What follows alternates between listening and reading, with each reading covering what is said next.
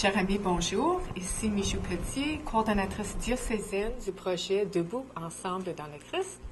Et ça me fait plaisir aujourd'hui d'accueillir à nouveau Carl Ao et Véronique Coder. Bonjour Véronique, bonjour Carl. Bonjour. Alors, la semaine précédente, nous avons abordé le sujet de la montagne et le sommet avec Jésus. Aujourd'hui, nous sommes dans la semaine 3 de Carême, Debout les jeunes. Et le thème aujourd'hui qu'on va étoffer ensemble, on va réfléchir, c'est la soif de Jésus. Rencontre 3, Debout les jeunes. Alors, pour se mettre dans l'ambiance, on propose toujours d'allumer notre cierge, petite chandelle qui nous rappelle que lorsqu'on se rencontre pour des petits groupes de partage de foi, le moment qu'on allume le cierge, c'est le moment qu'on débute de façon plus officielle, si vous voulez, mais en même temps, c'est un rappel que ce qui se dit, ce qu'on partage, devrait être confidentiel, devrait demeurer avec les gens qui étaient présents dans cette salle. Aujourd'hui, on va vous proposer non seulement le contenu de Soif de Jésus, mais on va vous proposer, on va revoir les démarches qui sont proposées pour Debout ensemble dans le Christ, ainsi que Debout les jeunes, parce que c'est les mêmes démarches.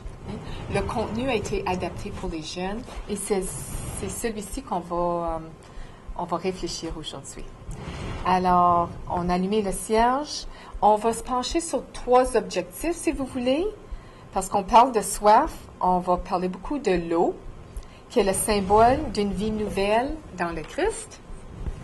Le deuxième objectif, c'est la rencontre avec le Christ nous porte à parler de lui aux autres. Et le troisième objectif, Dieu nous attend ardemment. Dieu a une soif d'une relation intime et personnelle avec chacun et chacune de nous.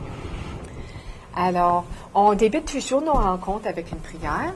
Alors, à ce moment-ci, je vais inviter Carl à lire la prière. Merci. Dieu, ton amour nous donne vie comme l'eau fraîche dans le désert. Tu connais nos besoins avant même que nous te le demandions. Aide-nous à avoir soif de plus de justice et d'équité. Proclamons par nos vies et nos paroles ton message d'espoir et de guérison pour le monde entier. Nous te le demandons au nom de Jésus-Christ, ton Fils. Amen. Amen. Okay. Alors, juste avant la prière, ici, on avait une petite citation de Emily Dickinson qui dit « On apprend l'eau par la soif. » On apprend l'eau par la soif. Alors, au cours des prochaines minutes, on va se pencher sur ce thème de soif et d'eau. Alors, pour le faire, chaque session, chaque rencontre de Debout commence avec une mise en situation. Et celle d'aujourd'hui, dans notre petit document, c'est l'histoire d'une jeune athlète qui s'appelle Stéphanie. Stéphanie, c'est une grande athlète qui jouait toutes sortes de sports, surtout des sports d'équipe. Mais une de ses grandes préoccupations à Stéphanie, c'était justement le fait que dans son activité physique assez rigoureuse, elle avait tendance à déshydrater souvent. Et l'inquiétude de toujours avoir l'eau à sa portée était prédominante dans ses activités. Puis à un moment donné, elle se préparait pour une chute de basketball et elle avait placé sa bouteille d'eau sur les gradins dans le gymnase, là où avait lieu son jeu.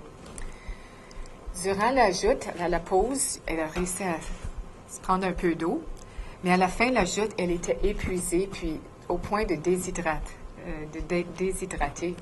Alors, elle est allée pour chercher sa bouteille après la joute, et sa bouteille n'était plus là. Alors, elle a un peu eu une genre de petite crise d'anxiété, de panique, et tout d'un coup, elle a senti dans son cou du froid. Puis c'était sa grande amie qui lui avait placé sa bouteille, puis elle dit « Hey, t'as oublié ta bouteille, la voilà. » Alors, ça l'a un peu rassurée. Donc, l'exemple qu'on donne, c'est à partir du vécu. Puis nous-mêmes, je pense qu'on peut penser à des moments où on a peut-être été déshydraté ou on avait une grande soif. Tu peux nous partager un exemple pour toi? Oui. Une fois, lorsque j'étais plus jeune, on avait fait une petite expédition en forêt lors de la saison de chasse. Puis on a décidé de grimper une montagne qui se retrouve proche de la Comté, la montagne Wolf. Une très belle place. Mais l'affaire, c'est qu'on n'a pas peut-être beaucoup d'eau avec nous parce qu'on pensait pas que c'était pour prendre très longtemps. Mais lorsqu'on a parti, ça a pris un peu plus longtemps qu'on le pensait. Et puis, disons, une fois qu'on était de retour en bas de la colline, on était très appréciant d'une bouteille d'eau très rafraîchissante à ce moment-là. OK, merci Pierre. On pose d'autres questions aussi, à savoir, pour nous aider à réfléchir sur la situation de Stéphanie, quelles sont les autres sortes de soif qu'on pourrait avoir? Alors, Véronique, veux-tu partager quelle soif tu aurais, toi? Moi, je sais que j'ai la soif d'apprendre. Il y en a qui vont avoir la soif de la joie, de l'amour, la soif d'être accepté. D'accord. OK. Bon, merci. Puis la troisième question qu'on nous pose, c'est quand m'a-t-on aidé à étancher ce genre de soif? Quand l'ai-je fait pour d'autres? Ici, je ne sais pas si vous avez quelque chose à partager, mais moi, je peux penser à un incident particulier. C'était lors des Journées mondiales de la jeunesse. Puis on venait de célébrer la messe, la dernière journée, le dimanche, et on se préparait pour quitter le parc Downsview pour marcher au centre-ville pour prendre l'autobus pour tourner dans notre diocèse. Et en cours de route, j'ai remarqué un groupe de jeunes, puis il y avait une fille qui était très déshydratée au point où ses amis ont dû la soutenir pour pas qu'elle perde connaissance et tombe sur le ciment, sur le trottoir. Alors, à ce moment-là, j'avais ma bouteille d'eau. Je la gardais précieusement parce que j'avais soif, puis je n'avais besoin parce qu'il faisait tellement chaud. Mais j'ai vu par le regard de cette jeune fille qu'elle avait besoin de l'eau beaucoup plus que moi. Alors, à ce moment-là, j'ai donné la bouteille à ses amis qui lui ont permis de boire tranquillement. Et je pense ils l'ont arrosé un petit peu avec de l'eau sur son corps. Alors, cette partie-ci que nous venons de partager, c'est Explorons notre histoire. Et dans les petits groupes de partage, c'est la même chose qui se produit. Chacun a l'occasion de partager leur perception ou leur façon de voir l'expérience de Stéphanie ou leurs propres expériences. La deuxième ou la prochaine étape s'appelle « Explorons l'histoire de Dieu ». Donc, on va prendre la parole de Dieu. Dans ce cas-ci, on va prendre la Bible dans le livre de Jean 4, 5 à 30 et ensuite 39 à 42. Étant donné que c'est une longue lecture, on va inviter Véronique à lire la première partie. On va faire quelques commentaires. Ensuite, on va lire la deuxième partie. Écoutons. Il arrive donc à une ville de Samarie, appelée Sychar, près de la terre que Jacob avait donnée à son fils Joseph. Là se trouvait le puits de Jacob. Jésus, fatigué par la marche, se tenait donc assis près du puits. C'est environ la 6e heure. Une femme de Samarie vient pour puiser de l'eau.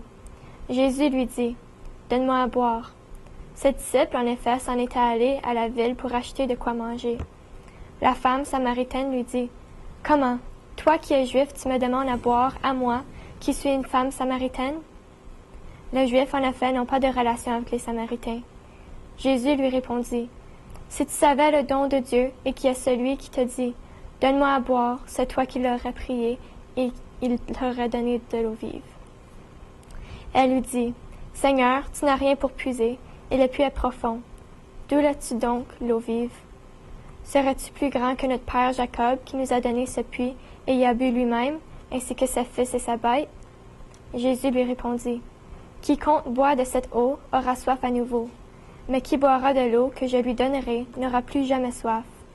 L'eau que je lui donnerai deviendra en lui source d'eau jaillissant en vie éternelle. » La femme lui dit, « Seigneur, donne-moi cette eau, afin que je n'aie plus soif et ne vienne plus ici pour puiser. » Il lui dit, « Va, appelle ton mari et reviens ici. » La femme lui répondit, « J'en ai pas de mari. » Jésus lui dit, « Tu as bien fait de dire, je n'ai pas de mari, car tu as eu 5 maris, et celui que tu as maintenant n'est pas ton mari. En cela, tu dis vrai. » La femme lui dit, « Seigneur, je vois que tu es un prophète. Nos pères ont adoré sur cette montagne, et vous, vous dites, c'est à Jérusalem qu'est le lieu où il faut adorer. » Alors, ceci termine la première partie de la lecture. Et pour nous aider à mieux comprendre le message de fond, j'ai tiré de la Bible expliquée le petit paragraphe que je vais vous lire. L'eau qui donne la vie. Comme toutes les promesses de bonheur offertes par le monde, l'eau du puits n'a qu'un effet temporaire. On revient puiser une eau qui n'apaise jamais la soif. L'eau jaillissante offerte par Jésus symbolise l'Esprit. L'Esprit Saint qui est capable de créer une vie vraiment nouvelle pour ceux et celles qui la reçoivent. L'Esprit demeure en eux, l'Esprit demeure en elles, comme la source inépuisable. Alors, on va continuer notre lecture, la deuxième partie, et je vais inviter Véronique et Carl à réfléchir à soit une image, un mot ou une expression qui vient vous toucher, vient vous interpeller, vient vous frapper. Écoutons. Jésus lui dit, « Crois-moi, femme, l'heure vient où ce n'est ni sur cette montagne, ni là, Jérusalem, que vous adorerez le Père. Vous adorez ce que vous ne connaissez pas. Nous adorons ce que nous connaissons, car le salut vient des Juifs. Mais l'heure vient, et c'est maintenant, où les véritables adorateurs adoreront le Père en esprit et en vérité, car tels sont les adorateurs que cherche le Père. Dieu est esprit, et ceux qui adorent, c'est en esprit et en vérité qu'ils doivent adorer. » La femme lui dit, « Je sais que le Messie doit venir, celui qu'on appelle Christ. Quand il viendra, il nous expliquera tout. » Jésus lui dit, « Je le suis, moi qui te parle. » Là-dessus arrivèrent ses disciples, et ils s'étonnaient qu'il parlât à une femme. Pourtant pas un ne dit, « Que cherches-tu » ou « De quoi lui parles-tu » La femme alors laissa là sa cruche, courut à la ville et dit aux gens, « Venez voir un homme qui m'a dit tout ce que j'ai fait. Ne serait-il pas le Christ? » Ils sortirent de la ville et ils se dirigèrent vers lui. Un bon nombre de Samaritains de cette ville crurent en lui à cause de la parole de la femme qui attestait, « Il m'a dit tout ce que j'ai fait. » Quand donc ils furent arrivés près de lui, les Samaritains le prièrent de demeurer chez eux. Il y demeura 2 jours et ils furent bien plus nombreux à croire à cause de sa parole, et il disait à la femme, « Ce n'est plus sur tes dires que nous croyons. Nous l'avons nous-mêmes entendu, et nous savons que c'est vraiment lui le Sauveur du monde. » Acclamons la parole de Dieu. Louange à toi, Seigneur Jésus. Merci, Véronique. Alors, un petit résumé de ce que Véronique vient de lire aussi, c'est une précision, c'est que on parle de culte en esprit et que c'était une femme, une étrangère, que Jésus révèle pour la première fois sa véritable identité. De même, à la fin de l'Évangile, c'est à une femme qui se montre pour la première fois après sa résurrection. Alors, nous venons de réfléchir, d'écouter un beau texte qui reflète le thème de la soif de Jésus, mais qui reflète aussi notre soif, nos soifs. Alors, Carl, est-ce qu'il y a une image, un mot, une expression qui vient te chercher? Oui. Moi, je trouve que toi qui es juif, tu me demandes à boire à moi, qui suis une femme samaritaine. Je trouve assez frappant à cause ça démontre les barrières qui étaient déjà entre les deux personnes quand ils sont rencontrés et comment Jésus lui-même les a détruits juste en parlant et étant gentil envers elle. OK. Oui.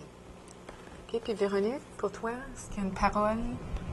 La partie où il dit « L'eau que je lui donnerai deviendra en lui source d'eau jaillissant en vie éternelle », puisque ce qu'il va aimer vraiment, c'est la vie inconditionnelle, l'amour inconditionnel. Et puis, c'est quelque chose que tout le monde veut avoir vraiment. Et puis, si tu l'as toujours, tu n'as jamais soif. Mm-hmm. OK, puis tu te dis même la vie inconditionnelle. Mais dans un sens, c'est vrai aussi, parce qu'il ne veut pas mettre des conditions dans ta vie. Il veut te libérer, puis oui. OK, c'est bien. Il nous veut plein de vie aussi. OK, alors, comme on venait de réfléchir, le partage qu'on vient de vivre nous permet de mieux saisir le message de fond. Et non seulement le message de fond, mais comment ça s'applique à mon vécu. On vient de partager un peu ce que le message essentiel, si vous voulez. Puis pour nous permettre à continuer, on a besoin d'amener ça un peu plus loin. On a besoin de partager nos propres expériences de vie. Alors, on nous propose toujours 4 à 5 questions. Aujourd'hui, on va se pencher sur quelques-unes. Entre autres, nous avons la question de quelle façon la Samaritaine montre-t-elle sa conversion? Comment ses actions sont-elles le reflet de sa conversion intérieure? Alors ça, c'est une des premières questions. La deuxième question, pourquoi l'eau vive est-elle une bonne analogie à la conversion et au baptême? Et je crois que c'est ici que moi, je peux donner un exemple, à moins que vous vouliez partager d'autres choses pour le moment. Lors des Journées mondiales de la jeunesse, j'ai partagé le fait que j'avais à un moment donné remis une bouteille d'eau à une jeune fille qui était déshydratée. Mais il faut dire que durant la messe de clôture aux Journées mondiales de la jeunesse, la température n'était pas des plus agréables. Et durant mon 24 heures au JMDJ, je me suis souvent questionnée, est-ce que c'était sage de participer aux Journées mondiales de la jeunesse ou est-ce que ça aurait été mieux, est-ce que j'en aurais retiré davantage si j'aurais resté à la maison, puis j'aurais pu voir sur l'écran, dans le confort de ma maison, qu'est-ce qui se passait durant la messe. Et c'était peut-être vers 5 heures du matin que la pluie a commencé. Et dans l'espace d'une demi-heure, on était presque 1 million de jeunes dans le champ. Puis moi, mon trou, c'était dans la boîte. Et je me souviens d'avoir dit aux jeunes de mon groupe, dépêchez-vous, levez-vous, il va falloir mettre nos vêtements, puis tout cacher ça autant que possible pour qu'ils restent secs. Puis ensuite, participer à le reste de la journée. Mais j'étais inquiète parce que ça commençait à tomber pas mal fort. Alors, avant que la messe commence, je me souviens, j'étais assise un peu sur mon sac puis mes affaires. Et j'étais tellement trempée par la pluie et le vent qu'à un moment donné, je tordais mes bas pour un peu enlever l'eau. Et je me disais, qu'est-ce que le pape peut bien nous dire, peut bien me dire aujourd'hui pour me consoler, pour me rassurer que oui, ma place était vraiment ici. C'est ici que le Seigneur me veut. Et j'ai un rôle à jouer, puis il veut me parler à moi personnellement, même dans cette grande foule. Et les premiers mots qui ont sorti de la bouche du pape, c'était dans le sens de mes enfants, mes chers enfants, mes bien-aimés.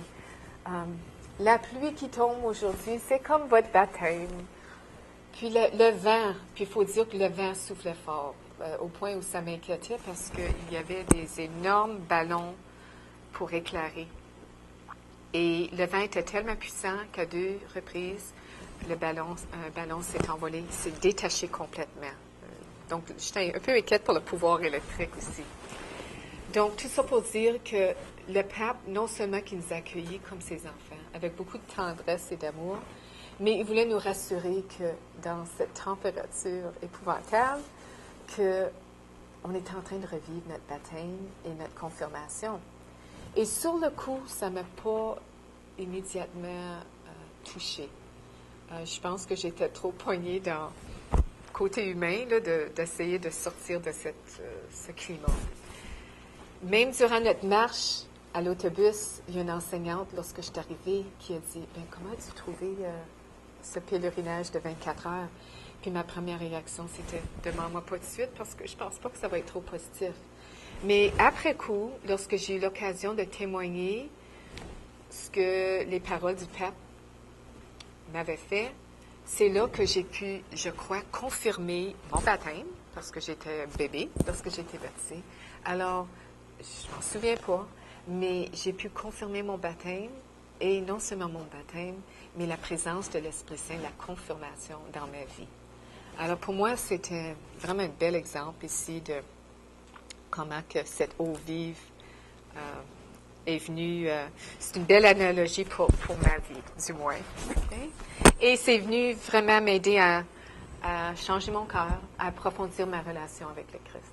Alors, nous sommes arrivés à une des avant-dernières parties de la démarche Debout les jeunes, qui a pour titre « Vivre la parole ».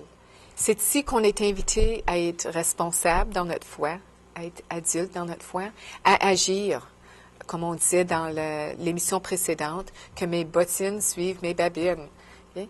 Alors, on nous donne toujours des suggestions d'engagement, de choses qu'on peut faire, de notre agir, pour un peu montrer qu'on a bien saisi le message de fond, mais que ce message nous interpelle et nous appelle à plus. Alors, Carl et Véronique, auriez-vous quelque chose à ajouter au niveau d'engagement pour la prochaine semaine, avant la prochaine rencontre de Debout les jeunes? Véronique, peut-être on pourrait commencer avec toi. Juste accueillir quelqu'un qui a la soif d'être accueilli, qui veut faire partie d'un comité, d'un club, qui est seul, accueillir, parce que c'est vraiment, ça l'aide et ça va pas le rendre déshydraté, là, ça va l'hydrater vraiment. OK, merci, c'est bien. Puis toi, Carl? Simplement de conserver l'eau potable telle qu'elle, parce qu'il y en a qui n'en ont pas, et peut-être ça peut servir à être leur eau pour devenir de l'eau vive. On ne sait jamais, donc l'eau qu'on ne sert pas aujourd'hui, peut-être peut nous être très utile demain. Parfait, oui, c'est vrai ça. Puis moi, si je peux penser juste, la semaine passée, j'étais allée m'acheter une bouteille de Brita, parce qu'il y a un filtre dedans. Puis ma fille me rappelle régulièrement que lorsqu'on achète des bouteilles d'eau, okay, ça pollue l'environnement, premièrement, puis que notre eau du robinet est très potable. Il n'y a pas de problème là. Alors, en achetant ceci, ça m'évite, ça me sauve des sous, mais en même temps, ça m'aide à contribuer à l'environnement aussi. Alors, ça, c'est mon petit engagement pour la semaine. On achève notre rencontre. Nos rencontres terminent toujours avec une prière. Et à ce moment-ci, on va réfléchir davantage à changer notre cœur, parce que c'est toujours durant le temps de carême. Notre prière va nous aider à résumer un peu non seulement la soif de Jésus, mais notre soif. Alors, je vous invite à prier avec nous. Jésus, tu nous appelles à changer notre cœur, comme tu l'as fait pour la femme du puits. Entends notre appel. Pour tous ceux et celles qui souffrent du manque de nourriture et d'eau potable. Seigneur, entends notre prière.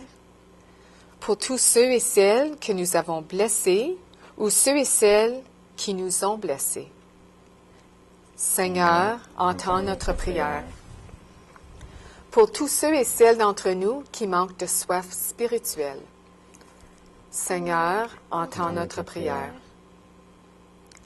Seigneur, entends notre prière. Dieu notre Père, aide-nous à utiliser ce carême pour nous préparer à renouveler nos promesses de baptême à Pâques. Que notre renouvellement des promesses du baptême à Pâques soit un engagement à ne plus succomber au péché et à revivre en toi. Nous le demandons en ton nom. Amen. Alors, ceci termine la 3e rencontre Debout les jeunes. Sachez qu'on s'est inspiré de les mêmes documents ou les mêmes références bibliques de Debout ensemble dans le Christ, tels qu'ils seront proposés durant la 3e semaine de carême pour toutes les paroisses qui sont engagées au projet Debout.